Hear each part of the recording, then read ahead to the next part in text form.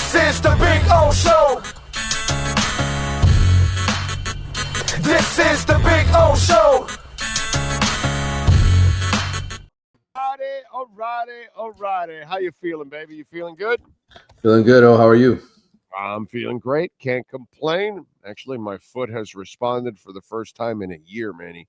Played 2 days of pickleball with the wife, and then went walking yesterday for a couple miles because every time I've tried to start exercising my foot, my surgically repaired foot, it's all effed up for days or a couple weeks or whatever, and it just felt like maybe it hadn't healed or whatever. And this is the first time that I exercise, and a little soreness while I'm exercising or whatever, but then the next day, nothing. So it's like, okay. It's a nice welcome feeling. Yeah, it looks like it finally healed, and I can actually now start exercising more often. So I'm actually pumped about that. All right, let's get into it. You had an article in The Athletic, in which, by the way, you all should subscribe. Not only will you get Manny, but a whole ton of stuff. In fact, The Athletic took out an article on the Jimmy Butler trade and all that kind of stuff that you may want to read. It's there now if you do subscribe. You put in calling your shots in February, and obviously for the 25 season. I don't want you to give away the article. That's why we tell folks, hey, why don't you subscribe? It's like really super cheap, by the way. But is there a nugget that you can share that's Canes related from a calling shots for the 2025 season? Yeah, well, obviously, I mean, the year's getting off with a bang, right? You're getting the national runner-up, Notre Dame, opening the season here on August 30th. That's Sunday night.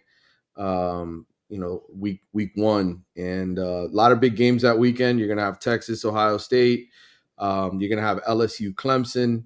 I think Miami, Notre Dame is going to be a top 15 matchup. I think Miami will be ranked somewhere in the top 15, but I'm calling my shot now that Miami's not only going to win that game, but I got them going to the ACC championship next season. My wife, by the way, is shaking her head because she's a huge Notre Dame fan. She's sitting in front of me here having her breakfast. But I'm picking Miami to win that game. I'm picking them to make the college football playoff next year. So that's that. I'm not giving away too much because there's a whole lot of other content I have in there. I read it, but I wanted to at least give us a nugget so people can go check out the article and check out, because there's a bunch of other stuff there. And if you're a college football nut, this is good shit, So I want to tell people about that. Yeah. I think, Nick, obviously it's really early, but I will tell you this. Last year I went 99-47 in my weekly pick, so it's a pretty good ratio. I predicted Ohio State winning the national championship in August, and I predicted Travis Hunter to win the Heisman when he was 50-1. So not that I have any sort of, expertise, but I do get lucky a few times. Okay, so you have the Canes going farther and deeper than they did ever under Mario Cristobal. Are you expecting the ACC to take a step back and that SMU and Clemson will not be as good? Is that kind of your thinking? No, I think Clemson and SMU are still going to be very good teams. Rhett Lashley has a lot to replace, though. He lost Brashard Smith to the NFL.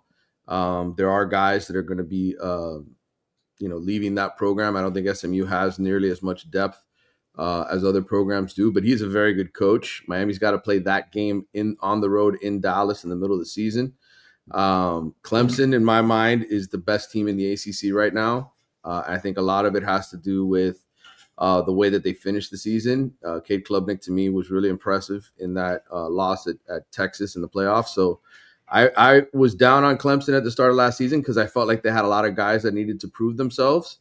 And I thought as the season went on, they got better. I thought Dabo did a good job in terms of player development, and that's what good coaches do. So to me, I tip my cap to Clemson. I think I thought I was worried about them going into the year, but to me, they won the conference last year.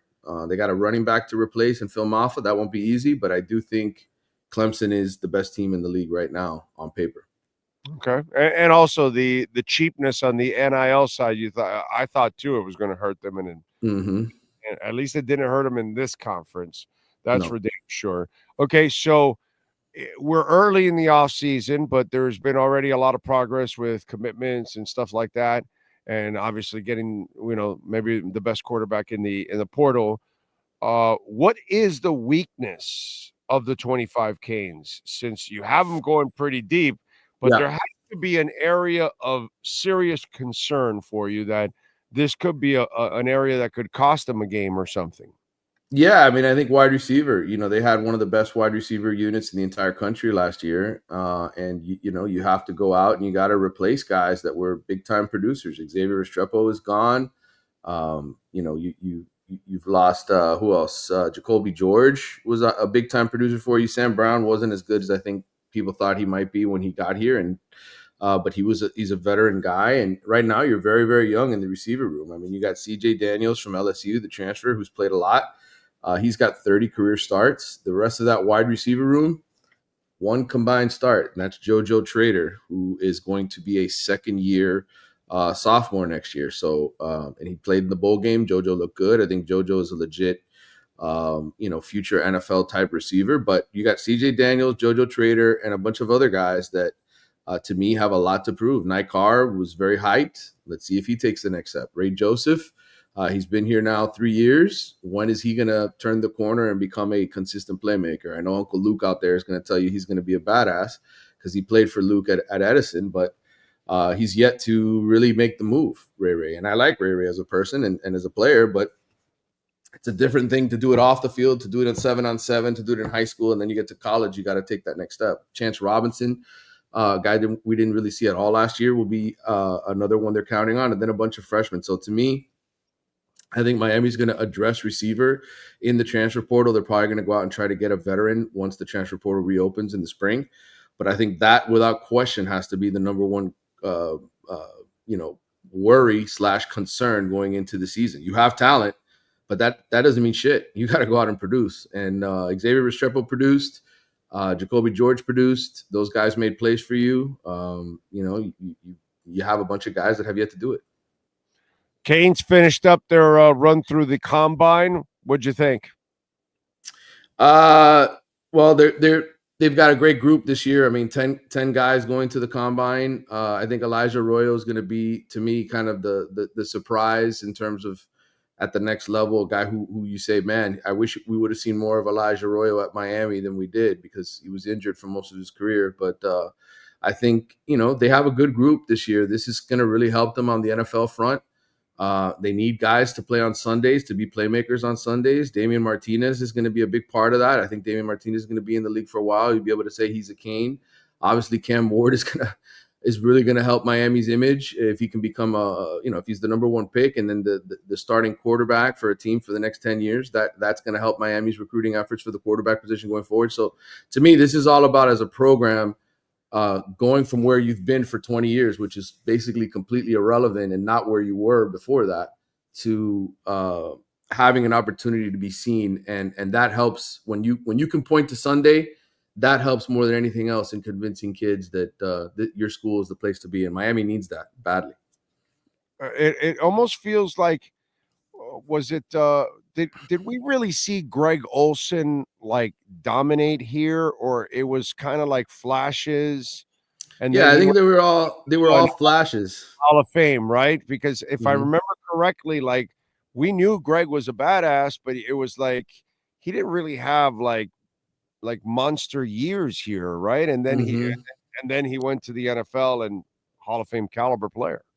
Yeah, I mean that happened for a lot of guys. They ended up doing much more as professionals than they did as Hurricanes. But the point is, Miami got them there, right? Miami developed them. They every time when you see those Sunday night football entries, they'd all be doing this the whole time, right? Like they'd be saying to you, and you'd watch the Pro Bowl, and every year there was 7, 8, 9 guys there that played for Miami. They'd be taking the photo together.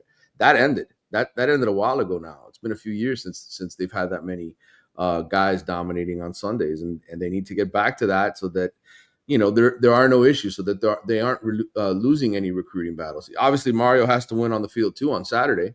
That's very important. But I think that would be my weakness in 2025 is to be on the sideline. Unfortunately, I have not been impressed with Mario. Sadly, By the way, folks, you can use our code BIG010. You will get 10% off at Caneswear. So make sure online or in person, BIG010, you will get 10% off anything there at Caneswear. And remember, if you order online over $99, you will get free shipping. Jeff will work on it immediately. Go to Caneswear.com. Follow my guy, Manny Navarro, on Twitter at Manny_Navarro. Up next is our BigCheese.com, BigCheeseMiami.com NIL and recruiting report.